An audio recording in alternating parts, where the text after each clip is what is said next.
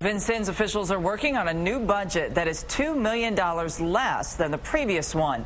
In tonight's Economy Watch, News 10's Mike Grant explains how the cuts may not be enough to keep the community in the black. The city of Vincennes began the process of trimming expenses last month when the mayor laid off a half dozen street department employees and closed down the city's recycling program. Now the city's looking at next year's budget, and the finances still look bleak. Threw away all the budgets that we had been working with basically and started from ground zero to build these departments on what we absolutely had to have. The mayor says as a result of House Bill 1001, property tax revenues will be down, but he says that's not the only thing that's hurting this city's budget. Our employment is down, and that means our unemployment is up, and that means that the revenue derived from income tax payers is going to be way down too. The $2 million in cuts will affect police, fire, service, and parks.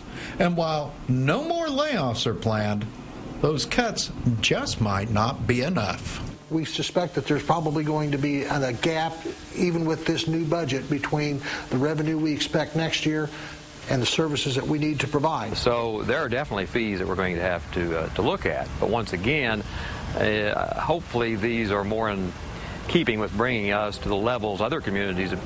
The new budget's designed to keep services flowing here, services the public expects. We have not had the public see the negative impacts of the budget cuts that have been made so far. Going forward with additional cuts, that's going to be very difficult to do. In Vincennes, I'm Mike Grant, News 10. The Vincennes City Council took a first look at the budget proposal this week. They plan to hold 2 meetings next week to try and finalize the spending plan.